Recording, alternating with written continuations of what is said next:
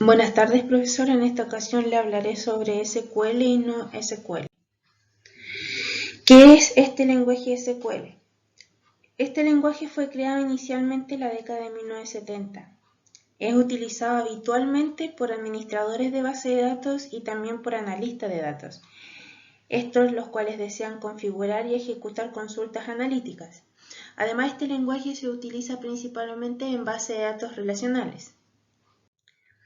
¿Cómo funciona este lenguaje? Este lenguaje funciona a través de un motor SQL, el cual es un software que recopila e interpreta comandos SQL para que se puedan realizar las operaciones apropiadas para estas bases de datos relacionales.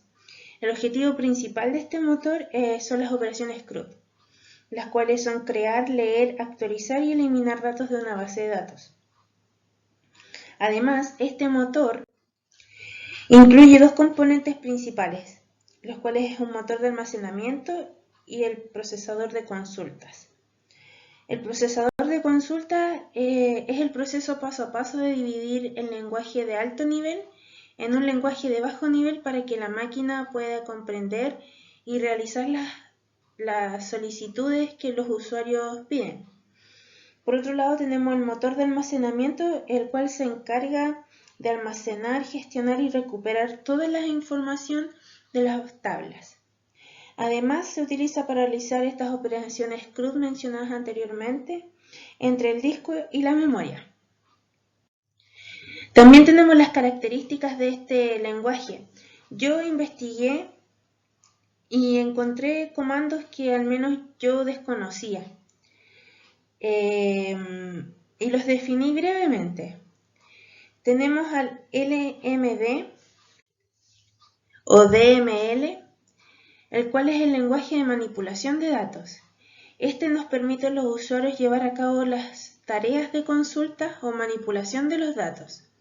También tenemos el DDL o LDD, que es el lenguaje de definición de datos. Es el que se encarga de la modificación de la estructura de los objetos de la base de datos. Incluye órdenes para borrar, modificar o definir las tablas en las que se almacenan estos datos. Además, tenemos los comandos DCL, TCL y DQL. El comando DCL es el lenguaje de control de datos, que es utilizado para otorgar y recuperar autoridad de cualquier usuario de la base de datos. El TCL es el lenguaje de control de transacciones. Este comando solo se utiliza con los comandos LMD. Y el DQL es el lenguaje de consulta de datos. Se utiliza para obtener los datos de la base de datos. Dentro de las características que yo investigué, dejé una que otra, las cuales son la integridad, que el LDD de SQL incluye comandos específicos para las restricciones de integridad, que deben cumplir los datos almacenados en la base de datos. Tenemos también el SQL incorporado dinámico. Esto quiere decir que se pueden incorporar desde SQL en lenguaje de programación como C++, C, Java, PHP, COBOL, Pascal o Fortran. Y por último tenemos control de transacciones. El SQL tiene comandos para especificar el comienzo y el final de una transacción. Ahora pasamos a los tipos de datos. Los más comunes son el varchar, el int, el date y el time. El int es el principal tipo de datos de valores enteros de SQL, los cuales son números enteros con o sin signo. También tenemos el time, que es la hora del día, en horas, minutos y segundos. También tenemos al varchar, que recibe cadenas de palabras compuestas de letras, números, caracteres específicos. Y finalmente tenemos al date, que son las fechas de calendario que contienen el año, el mes y el día.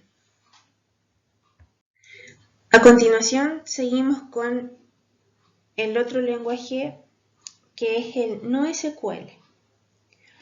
Pero, ¿qué es este lenguaje?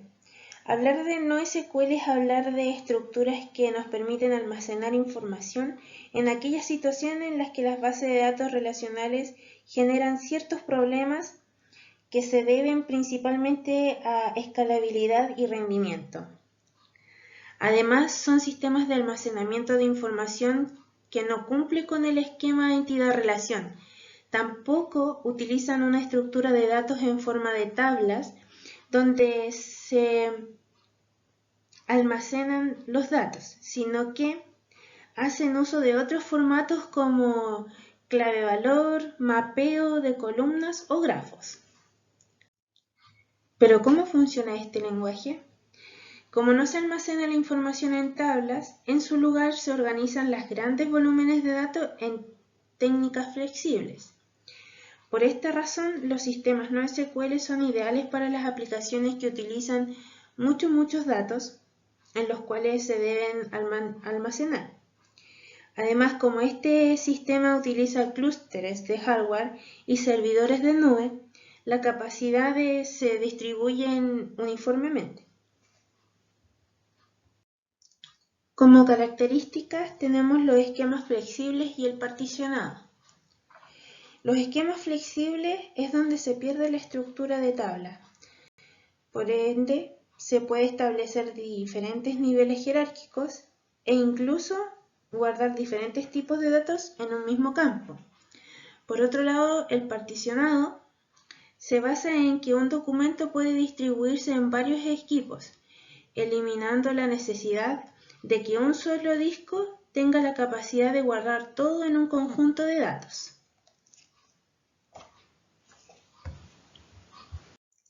Pasando a los ejemplos de base de datos SQL, yo escogí dos, los cuales son SQLite y SQL Server.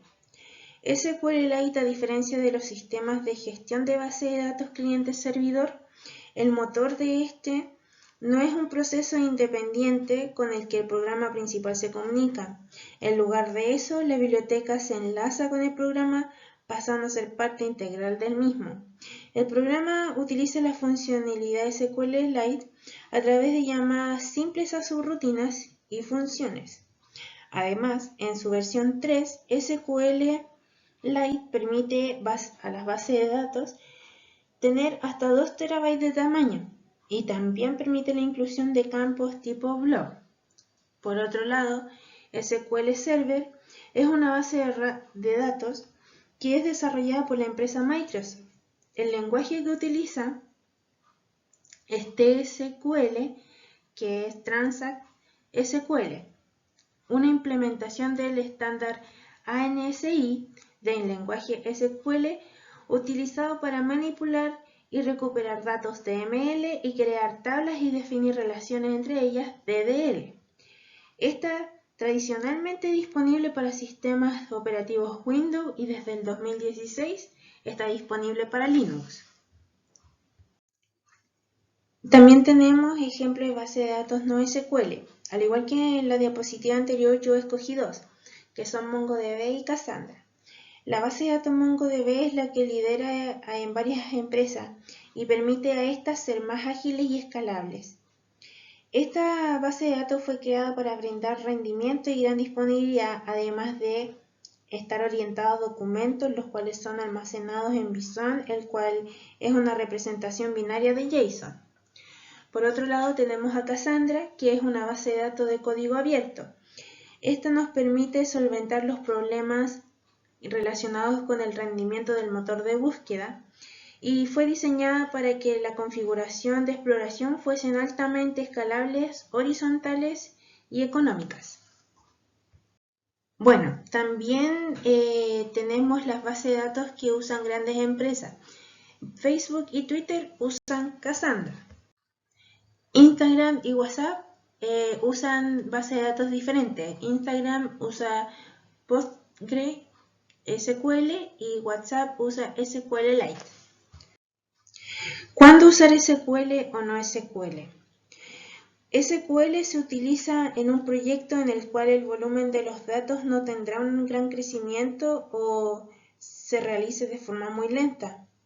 pero también se utiliza cuando las necesidades de procesamiento de la base de datos requiere de un solo servidor. Por otro lado, se utiliza NoSQL cuando el crecimiento de la base de datos se realiza de forma rápida, con grandes aumentos en poco tiempo. Pero también se utiliza cuando las necesidades de procesamiento no se pueden prevenir porque, como es escalable, permite expandirse. Bueno, para finalizar esta presentación tengo un pequeño ejemplo de una base de datos, la cual es Cassandra. Yo la escogí porque no la conocía y me llamó mucho la atención. Aquí tenemos el modelado de las tablas. Tenemos 3 tablas: artículo, estudiante y artículo por estudiantes. Cada tabla tiene su propia consulta. La primera tabla corresponde a buscar un artículo por su ID artículo. Como podemos ver, contiene atributos, los cuales son título, autor, categoría, fecha de publicación. La segunda tabla, que es estudiante, corresponde a la segunda consulta, la cual es buscar la información de un estudiante mediante el ID estudiante. Y al igual que la primera tabla, contiene sus propios atributos, los cuales son nombre y universidad. Finalmente tenemos la tercera tabla, la cual es artículo estudiante o artículo por estudiante, y corresponde a la tercera consulta, la cual es buscar cada artículo de los estudiantes mediante el ID estudiante. Como podemos apreciar, esta tabla contiene los 2 primeros atributos de la primera tabla y además todos los atributos de la segunda tabla. En esta tabla definimos el closing como el título y autor, que se utiliza para no tener problemas si es que en la tabla 1 existiera 2 autores iguales con títulos iguales. Una de las diferencias que existen entre Cassandra y el modelado SQL es que, como hemos mencionado anteriormente, SQL se presenta mediante el modelado entidad-relación. Como podemos ver aquí, tenemos el modelo físico. Tenemos las mismas 3 tablas, pero con la diferencia que ahora definimos cada tipo de dato. Podemos apreciar que los ID son de tipo entero y la mayoría de atributos son de tipo texto, a diferencia de la fecha de publicación, que es de tipo date. Cuando ya estamos en esta etapa, nos queda analizar el rendimiento de nuestra base de datos y llegar a ver cuál es el mejor rendimiento que tenemos, ya que este es el objetivo de la base de datos Cassandra. A continuación podemos ver la creación de cada tabla de artículo estudiante y artículo estudiante. Cada uno tiene su atributo, su tipo de dato y su clave primaria. Aquí estamos ingresando los datos en cada tabla. Tenemos los datos ingresados a la tabla artículo, que es el ID, el título, el autor, la categoría y la fecha de publicación. A continuación tenemos los datos que ingresamos a la tabla estudiante, que son el ID estudiante, nombre y universidad. Y finalmente tenemos los datos que ingresamos a la tabla artículos por estudiante, los cuales son ID estudiante, título, autor, nombre y universidad. Ya, finalmente tenemos las 3 consultas, las que habíamos mencionado anteriormente, con sus respectivos resultados. La primera consulta nos referíamos a buscar un artículo por su ID. Aquí buscamos por el ID número 5 y nos dio la siguiente respuesta, que es el nombre del autor, la categoría, la fecha de publicación y el título. La segunda consulta es buscar a un estudiante por su ID. En este caso decidimos utilizar el ID número 5 y nos dio a Mateo Ramírez y su respectiva universidad. Y finalmente tenemos la tercera consulta, que es buscar mediante el ID estudiante los artículos de cada estudiante, y en este caso también decidimos utilizar el ID 3 y nos dio el título, el autor, el nombre y su universidad, el nombre del estudiante. Y bueno, eso ha sido mi presentación, espero haya sido agradable y muchas gracias. Buenas tardes.